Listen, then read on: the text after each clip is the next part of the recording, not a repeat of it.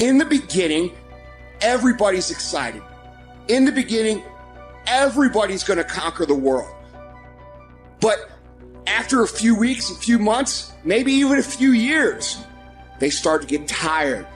They start to ask, why is this so hard? They start to ask, why is this so hard for me?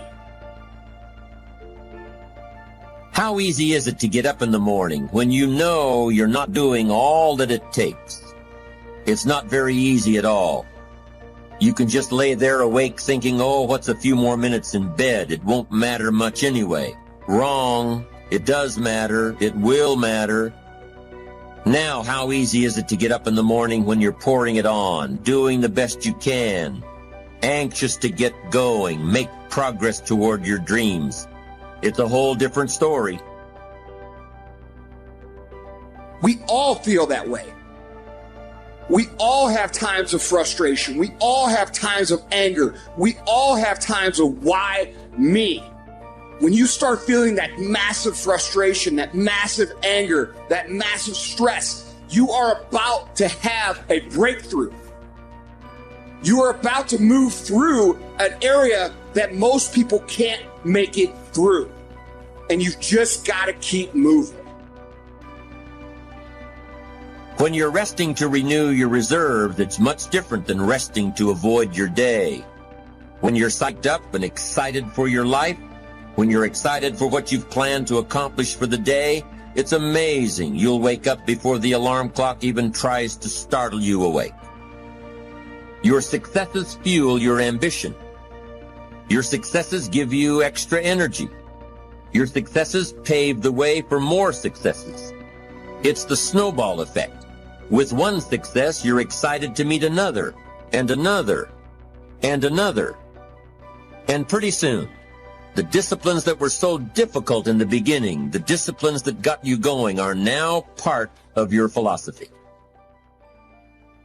How do you know when you're successful? Do you have to be a millionaire? No. All we ask of you is that you earn all you possibly can. God and everything else will see to it that you're okay. When you keep in mind why you started, when you keep in mind what it is you're trying to accomplish, and you think about them and focus on them a day in and day out basis, your chances of making it through these frustration curves increases tremendously.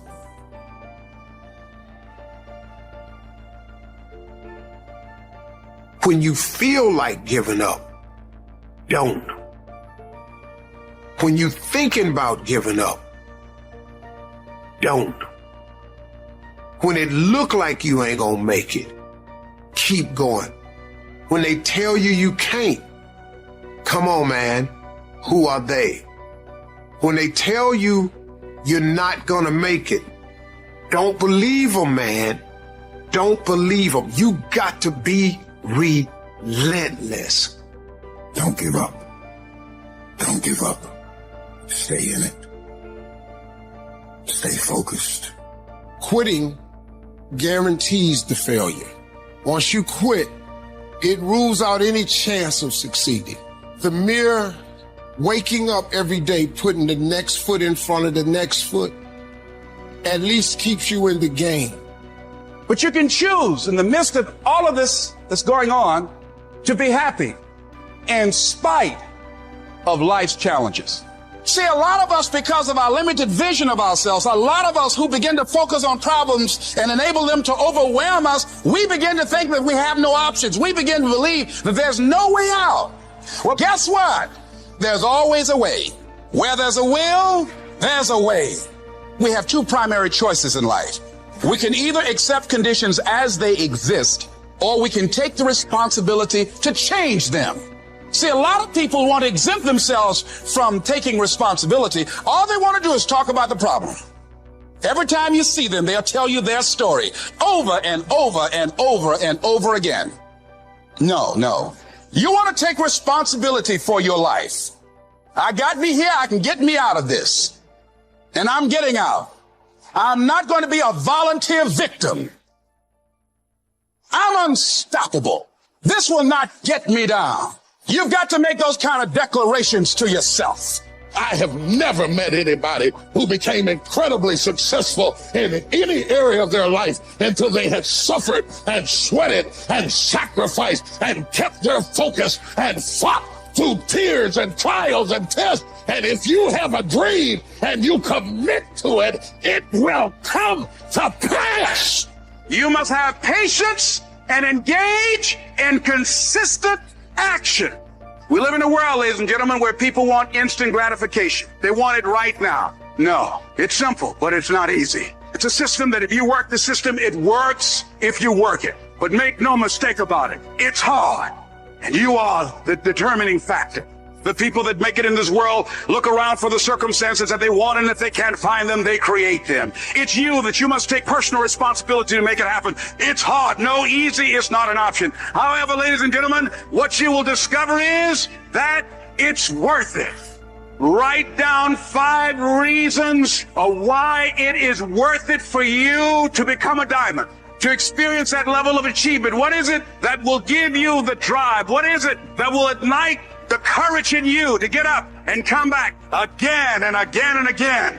How is it that you would be able, what reasons that can tap in to that deep down feeling that goes to your gut, that no matter how many times you get knocked down, that you're coming back?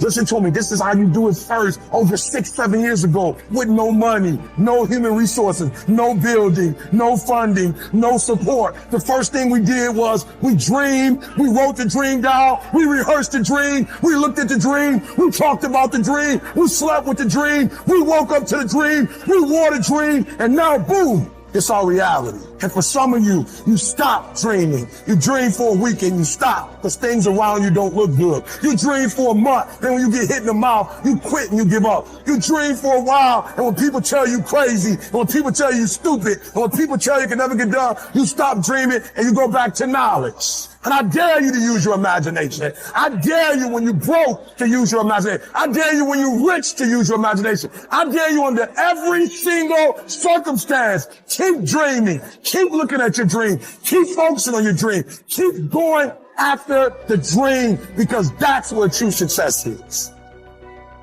Do you have the courage to act outwardly on what you see inwardly? Or will you die a dreamer? Will you die on the verge and on the land of coulda, woulda, and shoulda? Do you have the courage? It takes courage to be successful. It is far easier not to be successful. Success breeds contempt. If you don't want to make waves, be mediocre. And if you're more concerned about people than you are God, then neutralize everything he put in you. Just fit in with everybody else. Dress like them, eat like them, go where they go, think like they think. And once you've neutralized your uniqueness, you don't need courage. It takes courage to be different. It takes courage to get you outside of the box. It takes courage to win.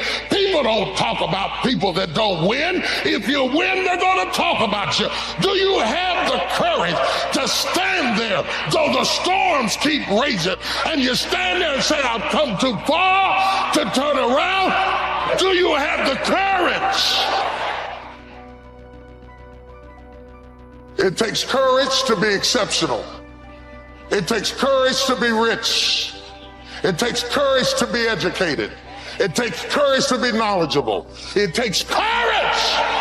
And I'm just wondering, in this reality TV world we live in today, I'm wondering if there's anybody left that's got the courage to say, after all I've been through, I didn't come through all of that just to fit in with normalcy. I have the courage to go after my dream. It takes courage to act. Part of being hungry when you've been defeated, it takes courage to start over again. That when you step into your fears, somebody said that courage is going from failure to failure without losing enthusiasm. When you step into your fears and continue to push yourself, something happens for you. It will enable you to transcend yourself. I used to do door-to-door sales. I was working with another friend of mine, And I was a little boy knocking on the door. Hello, would you like to buy a nice working television set? No money down? No! They slammed the door in your face. And a friend of mine that was working with me, they slammed the door in his face, and I looked back, and he was going to the car. And he sat down, and he said, you go ahead, I'll be here when you get back. Now, he had a mother and father to take care of him. I was hungry. I had to go on. I went to the next door. Went to the next one. No! After a while, I no longer took it personal. And I began to play a game. I said, well, I know there's a yes out here somewhere. And I'm going to keep on till I find it. And I continued to knock on doors. And then somebody eventually would say yes. And I said, are you sure? When you have something you want to do, if you don't develop the courage, and you spend a lot of time going around trying to convince other people or trying to get their approval, and other people will convince you that what you're doing doesn't have any value, and you'll give up on your dream. That if you don't have the courage to act, life will move on you. I was working on a job, and I came home one day. I was married at the time. I said, that guy Bert I work for is stupid. She said, if he's so stupid, why does he sign you a paycheck? Now, you see why I divorced her, right? That night, I could not sleep well. Here was a guy that was controlling my life because this man controlled my paycheck. And we know scripture that says, ye shall know the truth, and the truth shall set you free. The truth was that I wasn't giving all that I had. The truth was that there are some things that I wanted to do, but I didn't have the courage to act on those things. I started going to work earlier. I started working harder than anybody else. Why would you work so hard, Les? I said, I'm not working for them. I have been cheating, Bert, I thought. I've been cheating myself and my family. Wherever you are, whatever you're doing, do it with everything that you have. Develop the habit of setting standards that others will be measured by. Someone said, do not go where the path may lead, but go where there's no path and leave a trail. And say that where I am, I'm going to do the best I can with what I got, because that is an expression of who I am. If you get in the habit of giving less than what you have it within you to give, it will begin to reflect itself in your personality. And you don't want to be a part of that kind of self-destructive behavior. And so you want to set some high standards for yourself. Courage. Ambition requires courage. Ambition requires that you fight off fear. Fear is one of those things, one of those emotions that can stop people dead in their tracks. Fear can stop people from taking all that life has to offer them. Remember the old saying? You have nothing to fear but fear itself.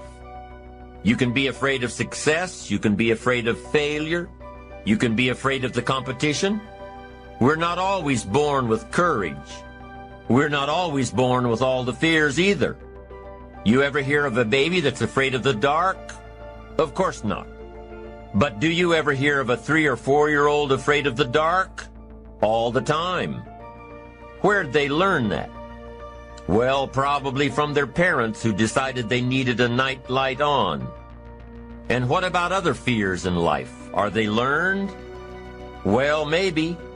Maybe some of your fears are brought on by your own experiences, by what someone has told you. Fears, even the most basic ones, can totally destroy our ambitions. Fear can destroy relationships. Fear, if left unchecked, can destroy our lives. Fear is an enemy. One of the enemies that you've got to destroy before it destroys you is indifference, drifting away from your ambitions. Next one, an enemy inside all of us, indecision. It'll steal your chances for a better future. Take sword to this enemy. Next enemy on the inside is doubt. You can't believe everything. But you can't let doubt take over. I'm telling you, it'll destroy your life and destroy your chances and empty your bank account and empty your heart. Get rid of it. Next is worry. We've all got to worry some, but don't let it conquer you. Let it alarm you. Worry is useful. 3 o'clock in the morning, your daughter's not home yet. You've got to worry. But you can't let worry loose like a mad dog that drives you into a small corner Whatever's pushing on you, you've got to push back. The next enemy inside is overcaution, the timid approach to life. Timidity is not a virtue. It's an illness. Timid people don't get promoted. They don't advance and grow and become powerful in the marketplace. Do battle with the enemy. Do battle with your fears. Build your courage to fight what's holding you back. Do battle. Have the courage to fight back. Here are a few techniques to help build your courage. Number one, don't worry about things you have no control over.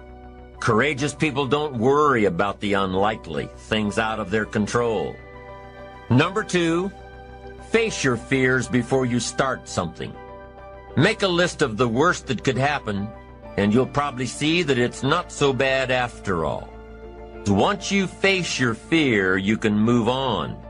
And if you've looked at the possibilities beforehand, you'll probably never be faced with the situation at all.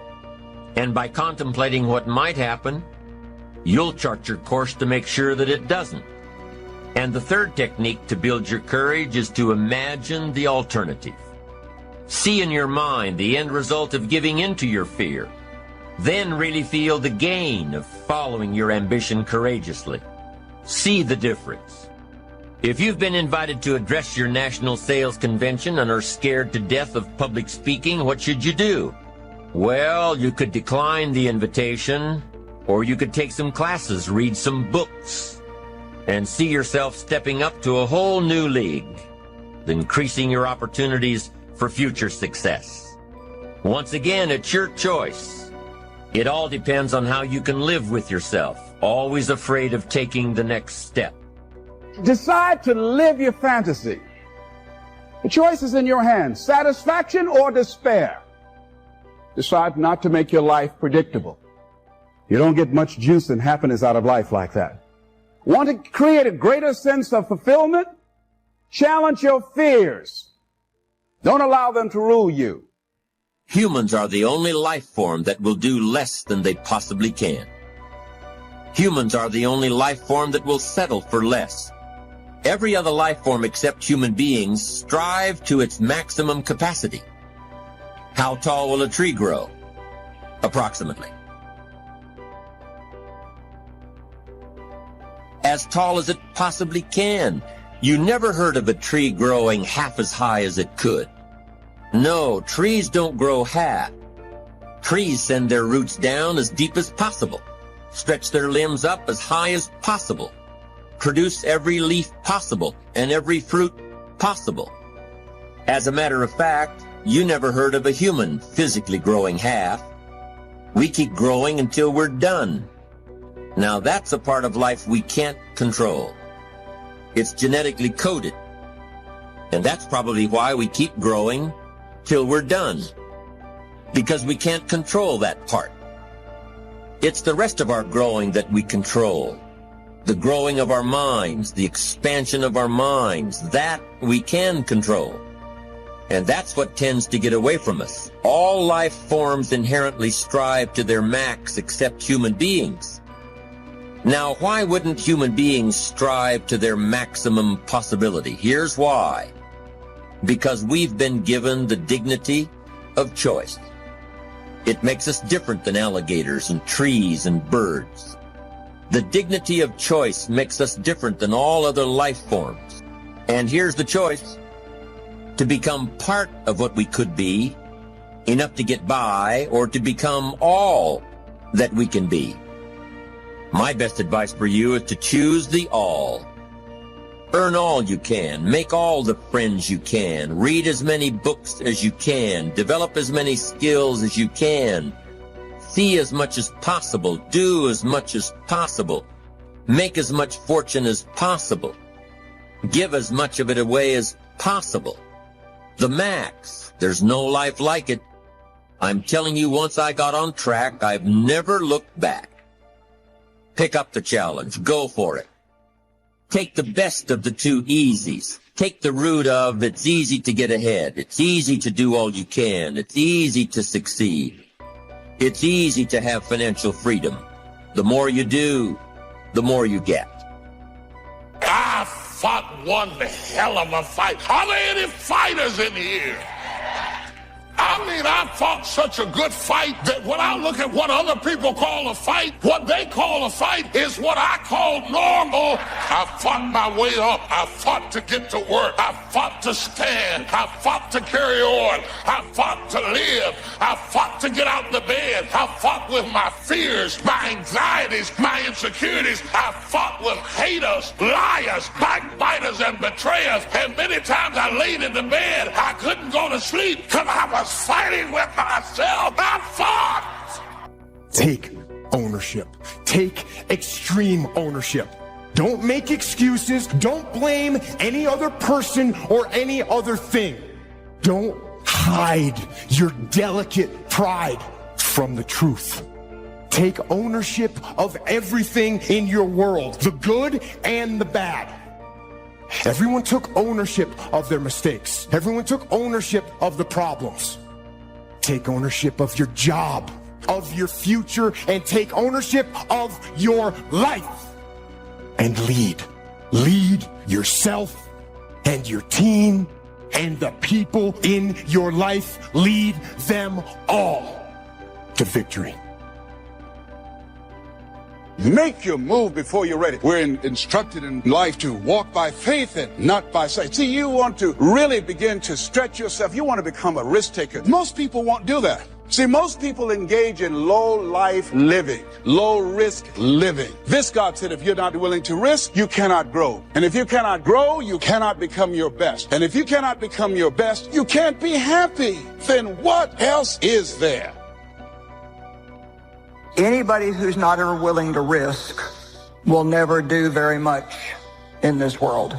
And in all probability, you'll end up being quite bored with your life. A couple things that I said last night that I don't want you to forget is walking by faith is taking step one before you know what step two is. After a few times, you get a little more used to it and it's not quite as scary, but taking a step of faith is stepping out to do something when you don't know how it will be provided for.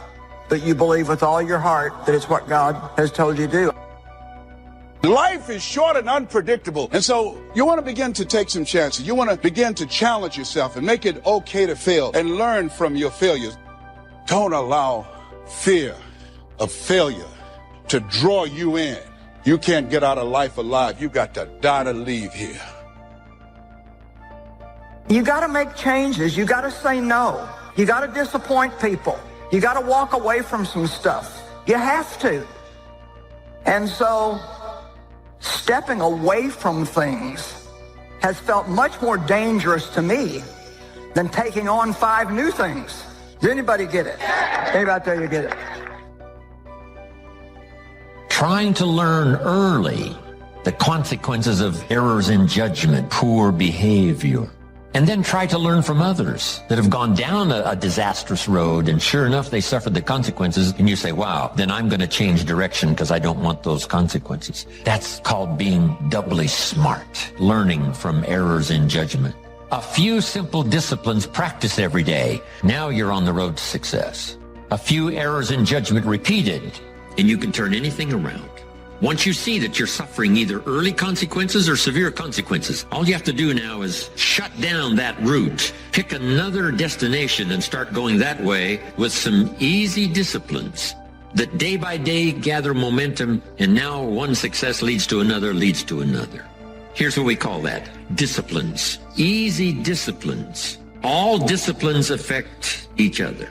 Every discipline affects the rest. Every lack of discipline affects the rest. What's interesting about success is starting a new discipline, a couple of new disciplines, and sure enough, once you've gained just a little bit of success in a couple of new disciplines, it'll inspire you to clean up the rest. It'll inspire you to fine-tune all of your other disciplines. Each lack of discipline affects the rest. Solving problems, going from errors in judgment to easy disciplines that can change it all. And if you start that journey, it doesn't take long for new signs of success to appear. I got such great results that first year that I made these incredible changes, learning extra skills, putting together extra disciplines, working harder on myself and on my job. The early signs of the fact that I was going to arrive at a more positive destination, I was hooked. It didn't take but a few months, less than a year, and I was hooked for life. So when you begin to say, what is it that I want to leave? What contribution that I want to begin to make? What difference do I want to make in life? What is it that I want to do with the rest of the life that I have left? What chances I need to take? What risks do I need to begin to embrace? What fears do I need to step on? What areas of my life am I dead right now? What dreams? You can either live your dreams or live your fears. You have got to get to a point where you say, I'm sick and tired of living like this. There's got to be more. That's when people go out and strike out on their dreams. That's when people get out of relationships where they're dying together rather than growing together. See, you will when you put yourself in that kind of situation. I'm reminded of two frogs that were hopping down the road and they fell into a bottle of milk. And one was hopping up and down for a while and he drowned. He just gave up. But this other frog just kept on kicking. He wouldn't give up. He just kept on kicking. And pretty soon he churned that milk into butter and he walked on out. I ask you to start that same journey. Let your new skills, new disciplines affect all of the rest. You really won't be happy if you don't produce. 6/7 of our life was to be devoted to labor and work, to produce a work of art, to produce a good family, to produce an enterprise. That's the essence of life in its best form first, is to be a producer. What is the reason for the seed and the soil and the sunshine and the rain and the seasons of life and its miracle? What's the reason for all of that? Here it is in a nutshell for your notes. To see what you can do with it. We've got books to read and we've got classes to attend and we've got, things to do and things to learn. And if you put it all together, you can have not only your health, but your fortune.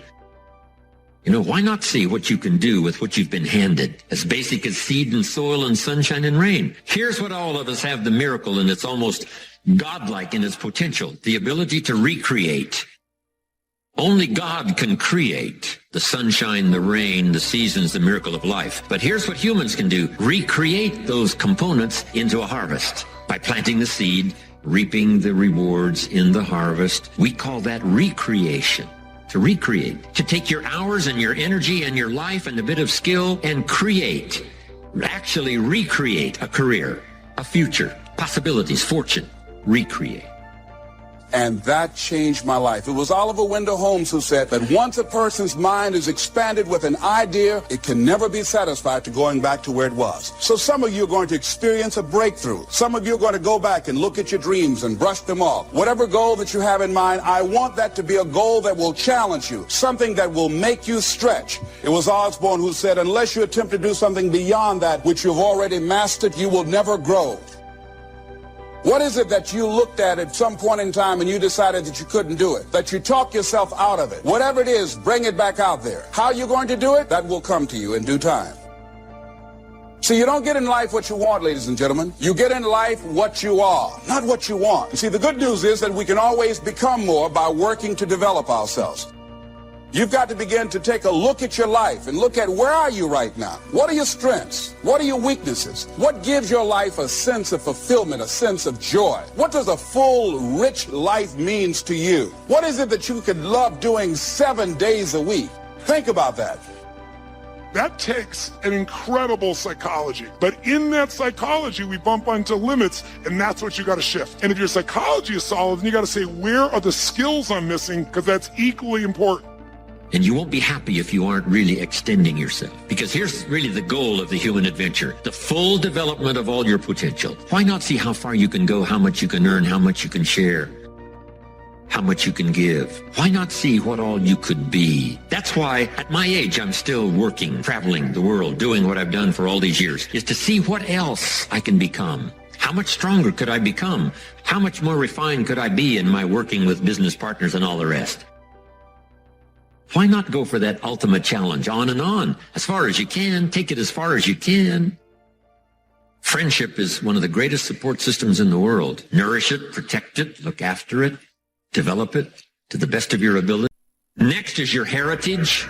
Keep your heritage alive. That's what's made America great. Is a combination of a variety of heritages from all over the world. People have been coming from all the countries of the world to America, bringing with them their gifts. Gift of business ethics, gift of government, gift of music.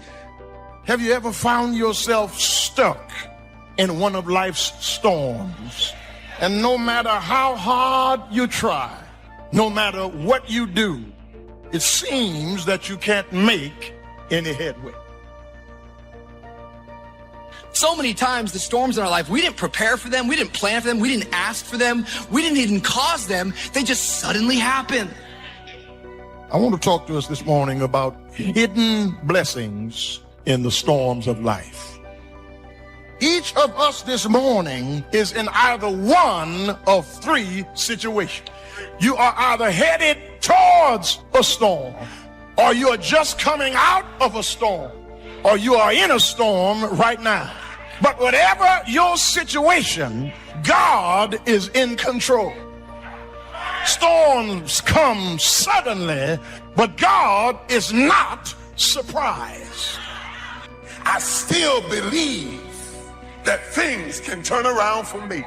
I still believe that this is not my final position. I still believe that my family can get better. I still believe that if I lose this job, there is another job for me. Still believe that my marriage is not over. Turn to your neighbor and say, you got to keep your hope. Clap somebody and say, I believe. Is there anything you believe in that you'll sweat for, that you'll work for, that you'll labor for, that you'll commit yourself to?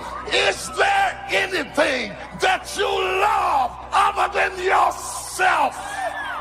Just because you lost a job, don't stop trusting that God is my provider. Sometimes you have to go through something to really get your insight, to find out who you really are, to find out what you really got, to find out that you're tougher than you thought you were, to find out that you can do more than you thought you could do. Through my eyesight, I connect with that which is around me, not that which is within me. And sometimes I cannot be delivered by that which is around me. I can only be delivered by that which is within me. If I look around me, I see circumstances. If I look in me, I see hope. So sometimes in order to really get your focus, you have to shut down your eyesight to build up your insight. Shut your eyes to what you see and turn on your insight to what you believe. You can't help victims when you see yourself as a victim. You have to announce your recovery to yourself. You got to command yourself, get up out of this hospital bed and start to moving. Clarity. Because when you get in a storm, you become real clear of what matters and what does not. When you get in a storm, you're not trying to say, oh my God, let me get my Gucci bag. No. When you're in a storm, you get clarity as to what matters. Your priorities come into view when you're in a storm. So if you can't control something and you can't get control of it, you have to at least embrace what you can. There's only so much you can do, and you cannot completely eliminate it. But you can't control it, so why are you going to worry about it? Why are you going to stress about it? If there's something that's completely beyond your control, you've got to detach from it and not let yourself get stressed about it. Dreams without goals remain dreams, just dreams, and ultimately fuel disappointment. Dreams without goals, yearly goals, life goals, daily goals, monthly goals, hourly goals, goals on the road to achievement cannot be achieved with warm fire.